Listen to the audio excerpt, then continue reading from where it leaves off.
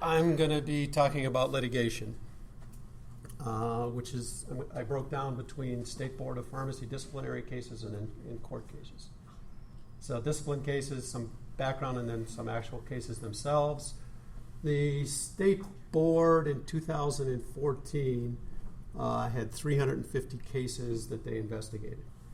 And by the end of the year, by the end of 2014, they had resolved 325 of those cases, and about a third of those, or 111 of them, turned out to be disciplined, and the other ones were dismissed or somehow resolved other than through discipline.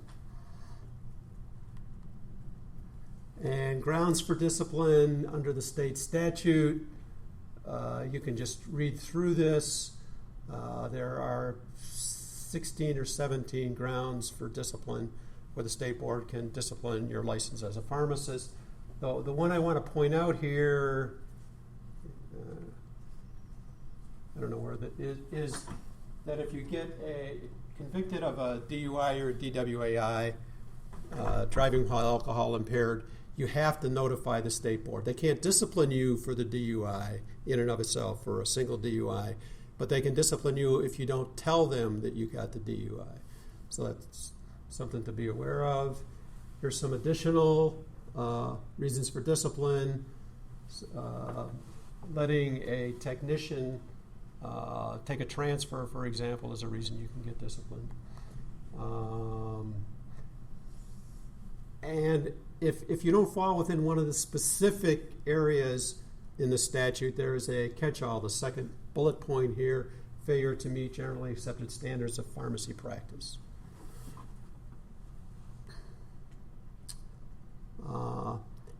And you can't, the statute was changed about 3 years ago to eliminate being disciplined for a physical or mental illness, and it was modified so that if you have a disability, you have to notify the state board of that disability if the disability impacts your ability to practice pharmacy. And if you don't, it's another one of those self-reporting. If you don't tell the state board that, then you can be disciplined for not telling them that. Those are the types of, well, these are the types of disciplinary action if you violate one of those earlier sections. So your license can be taken away. You can get a public disciplinary letter that the statute calls a letter of admonition. The confidential letter of concern is in blue. That's not formal discipline. And it's not public. That's a letter that the state board sends you and warns you that your behavior is causing them some concern and you need to alter it. They can put conditions on your license. They can, for example, make you take the NAPLEX exam again. And if you're a pharmacy, not a pharmacist, but pharmacies can be fined up to $5,000 per violation. So this is a pop quiz, a little bit different than Gina's. So the reason I put that there is when I was preparing for this, I looked at all of the disciplinary cases over the last year or so for pharmacists. And that's, you have to go to this website here, dora.state, etc. And I got sick of cutting and pasting that website, so I thought I'll just Google Dora images, and I got 1,000 pictures of Dora the Explorer. But Dora is the Department of Regulatory Agencies. And you can look up any pharmacy, any pharmacist.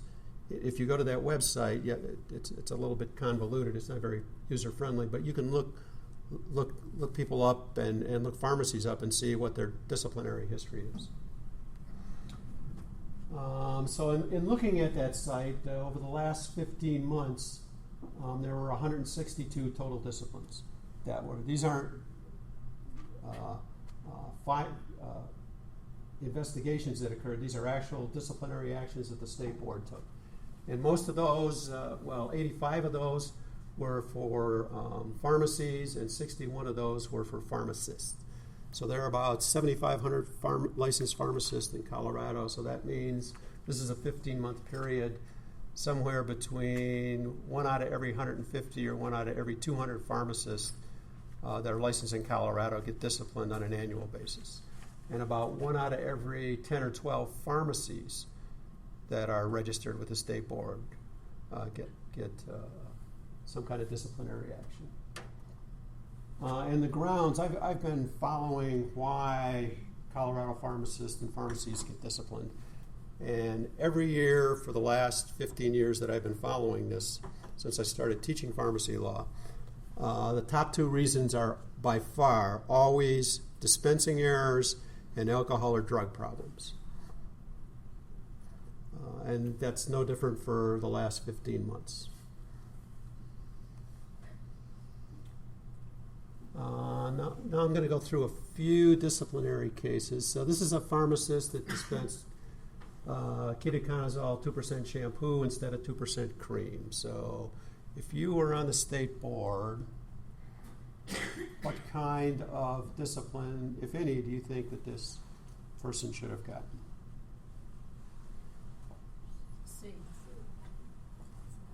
C, confidential letter of concern. Oftentimes, well, sometimes that's what the board does, but because that's not formal discipline.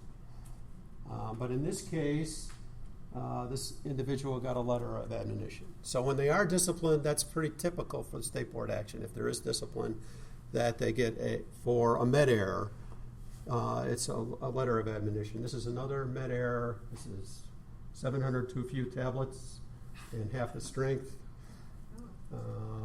So what kind of discipline, if any, you think this person?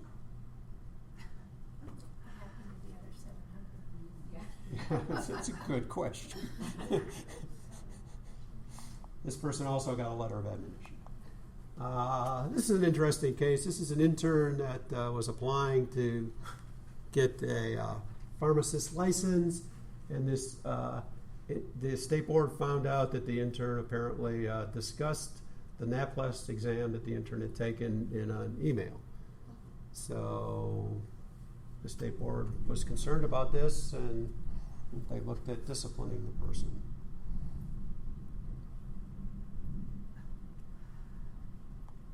They put the intern on probation until the intern passed an ethics class, and they didn't process the intern's application to become a pharmacist until the intern passed the ethics class, went off probation, and then the intern could continue being processed to be a pharmacist. This is a case where a pharmacist continued to fill prescriptions for controlled substances for a patient on scripts that were written by a Florida doctor. And the Florida doctor, it came out when the case was investigated, didn't know the patient, never had done a physical exam. So this person...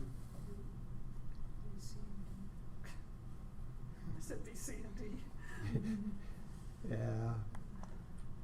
This person was put on probation, and they were made to, they had to take the MPJE, the law exam again, and pass it. This pharmacist had some issues. Practicing on an expired license, they were manager of a pharmacy where there was a lot of issues. The prescription orders weren't in 3 different files, one for 2s, one for 3, 4s, and 5s, and one for 9 controls. They were all intermixed.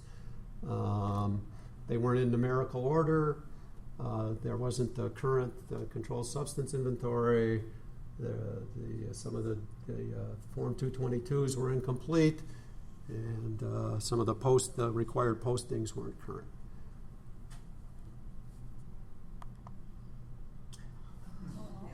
So this person had to take the ethics exam and pass it, 3 years probation, take the law exam and pass it, and if they went to work, if they weren't working for themselves, if they worked for anybody else, they had to give a copy of the board order of discipline to anybody that they worked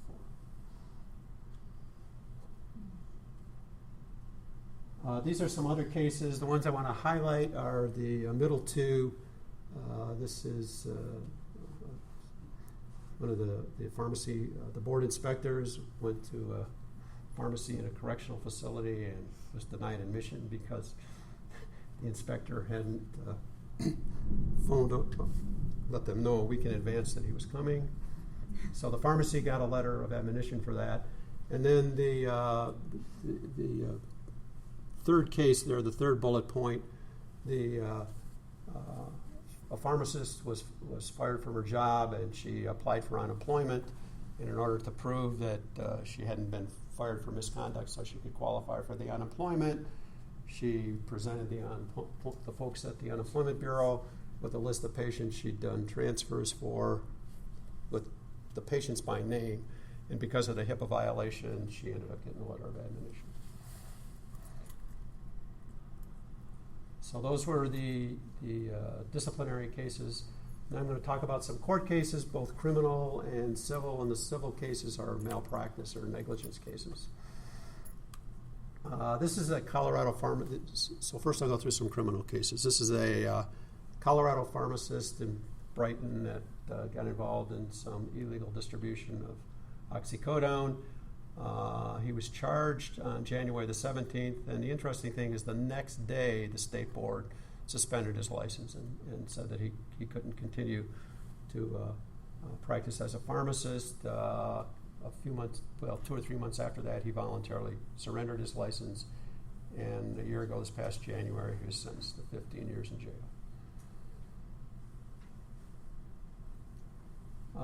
This is a case that Gina talked about. The two pharmacists that were, the one in handcuffs and the other one with the sunglasses on in that picture, they were charged with murder here in December for their role. And because some states required, or actually Massachusetts, where the New England Compounding Center, require patient-specific orders in order to ship medications, and they didn't have those. They were shipping them in bulk, so they made names up. And these are some of the, on the prescriptions, these are some of the names that they made up. Which would be humorous, except it caused 64 people to die. This is an issue that has recently affected pharmacy. It's compounding medications for use for lethal injections. And in this case, this came out of Missouri. A pharmacist compounded pentobarbital for a prison, and the attorney for the condemned prisoner went into federal court and said that this was illegal compounding because it's a commercially available product. You're not supposed to. It's illegal to compound something that's commercially available. And the judge said, yeah, I agree that what the pharmacist did was illegal, but the lawyer lost the wrong half of the case because his client, the prisoner, ended up getting the lethal injection anyway, and the prisoner ended up being executed. 2 months ago at the APHA annual meeting, the APHA adopted a policy that discouraged APH members from becoming involved in compounding lethal injections. And the Supreme Court 3 weeks ago heard a case that came out of Oklahoma as to whether the use of Versed instead of a barbiturate was cruel and unusual punishment, because Versed doesn't render the same level of unconsciousness as a barbiturate does. And that case will be, unless the Supreme Court does something strange, that case will be decided by the end of this year's term, which will be in June. I think this is the final criminal case. This is just a pharmacist out of Iowa that was illegally sold about 750,000 hydrocodone pills, some of them out of the back door of his pharmacy. And he got caught because he irritated one of his customers, and he ended up getting his license revoked and being sentenced to prison. This isn't a criminal case. This is a civil case, but it's a civil penalty case. There was a doctor, a Colorado doctor. He was in a custody dispute with his ex-wife. His ex-wife had a criminal history. She was on probation. And the doctor wanted to show his wife in a poor light so that he would have an advantage in the custody dispute. So he accessed the prescription drug monitoring program at least 9 times, got information about the controlled substances she was taking, and turned that information over to her probation officer. And that was not a proper use of the PDMP. So the state board is seeking an injunction, try to get a court order to prevent him from doing that anymore. And also, if you improperly use the PDMP program, you can be fined. The statute says you can be fined up to $10,000 per violation. And because there was nine violations, they're trying to get this doctor to pay a $90,000 fine. And I think Janine is going to talk about the changes to the PDMP. And you can now, under the revision to the statute, you can designate a technician, for example, to access the PDMP on your behalf. But you need to remember that if they're using it improperly, you're the one that's going to end up being responsible. Malpractice insurance, most people have it through their employer. You can buy it on your own through Pharmacists Mutual and Health Providers Service Organization. At least those two, maybe others. So malpractice is just it's the legal tort of negligence committed in the pursuit of your professional duties. And you need to breach a duty that causes an injury. You need to have those 4 elements. Duty, breach, injury, and causation in order to commit malpractice.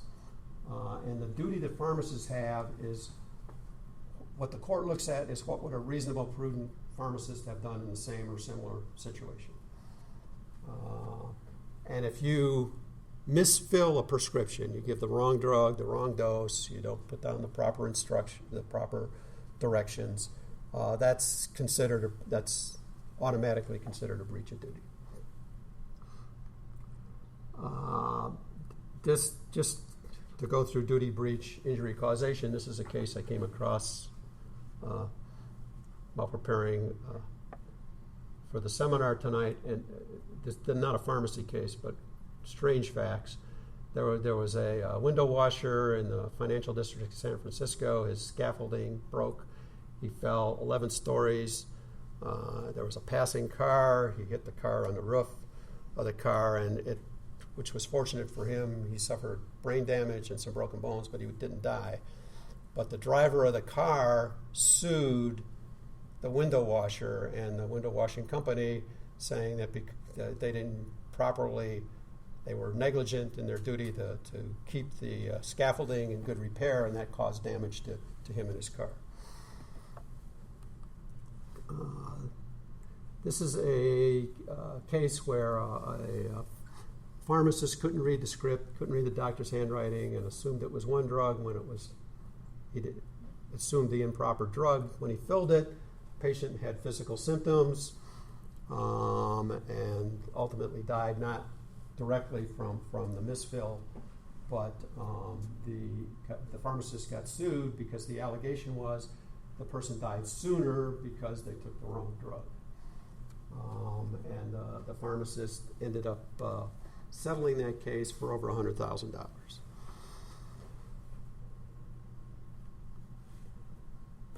The Pharmacists Mutual, one of those insurance companies that you can get pharmacy malpractice for, has this ongoing study of claims. These are claims made against pharmacists that they represent, and half the time the claims against pharmacists are because they dispense the wrong drug.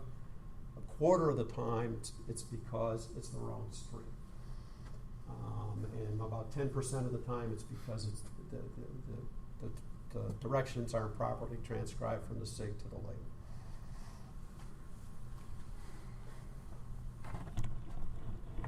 And the top two drugs for the 85% of the time that there's wrong drug, wrong strength, or wrong direction are levothyroxine and warfarin.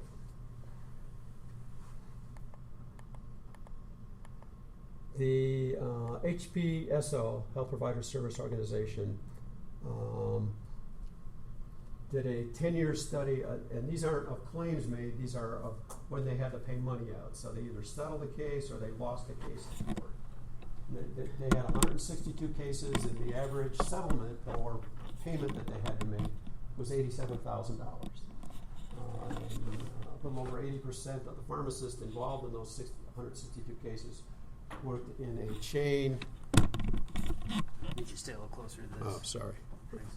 It's very difficult for me. Worked 81% of the pharmacists worked either at a chain or an independent pharmacy, and 75% of the time those claims that they paid out were for the wrong dose or the wrong drug. Same as the claims filed were the claims paid, as far as 3/4 of the time it's the wrong drug or the wrong dose. And the most common injury that the patient suffered in those claims that were paid out was overdose and unexpected death. And over the next couple of slides, in their study of those 162 cases, they came up with about 10 or so reasons from those cases why pharmacists made those mistakes, and these are listed here.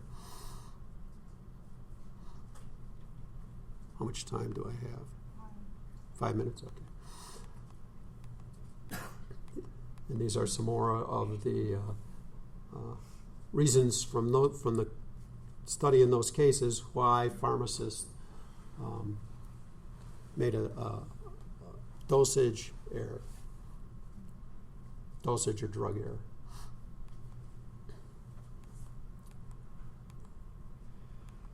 So usually when pharmacists get sued, it's because it's the problem with the drug. It's the wrong drug, the wrong dose, or the wrong directions. But pharmacists also, there's been a trend towards pharmacists being sued because they didn't warn the patient of a potential problem with the medication. And the National Association of Chain Drugstores did a paper that did a summary of all the court cases on duty to warn throughout the United States on a state-by-state basis. And you can look, I put the source in here, you can look all this stuff up online if you want, if you're interested. But most states that have considered the issue have said that pharmacists do not have a duty to warn. As long as they follow the doctor's directions, if something happens to the patient, it's on the doctor, it's not on the pharmacist. If it's a therapeutic duplication, for example, that's the doctor's problem, not the pharmacist's problem. And that's called the learned intermediary doctrine. The doctor is the learned intermediary between the drug company that makes the drug and the patient that gets the drug. And not all states have adopted that doctrine. Some states have said, no, the pharmacist has a duty to warn the patient.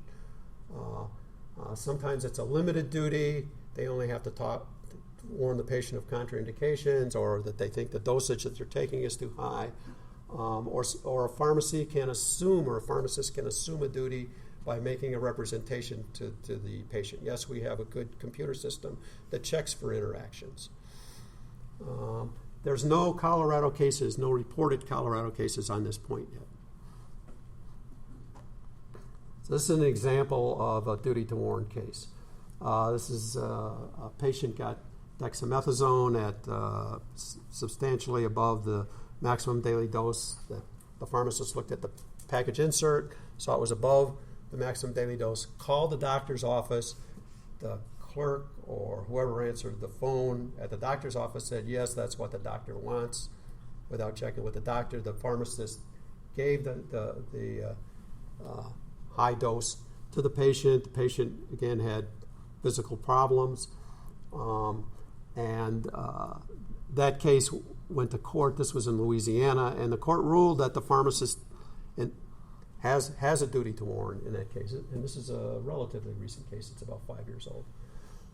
If there's an excessive dose or if there's an obvious problem on the prescription. Oops. I guess that's all there is. This is another duty to warn case. This is a patient that got Xanax, hydrocodone, and oxycodone. Oftentimes, they were early fills, so it was before you're supposed to get the refill, at least of the Xanax.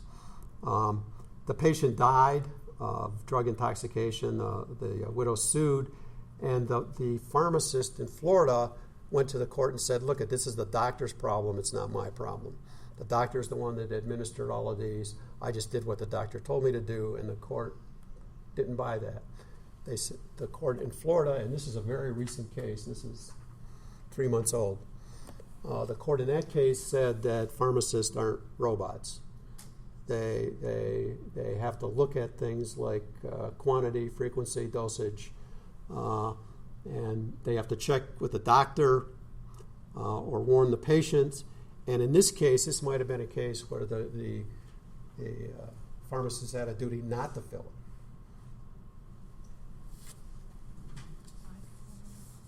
One minute. Okay. As you know, the Colorado State Board rules say that for every new fill and every refill, you have to do a drug utilization or a drug regimen review, DRR. And this is what a pharmacist is supposed to look at. And so I think this, at least by regulation from the state board, says that pharmacists do have a duty to look at these things and to apply whatever knowledge that they have to analyze whether they should fill the prescription, whether they should call a doctor, whether they should warn the patient. So in closing, pharmacists get sued 85% of the time. It's the wrong drug, the wrong strength, in the wrong direction, but also you need to be careful about if there's a problem with the prescription, whether you have a duty to warn the doctor or the patient, or maybe a duty not to fill. Thank you.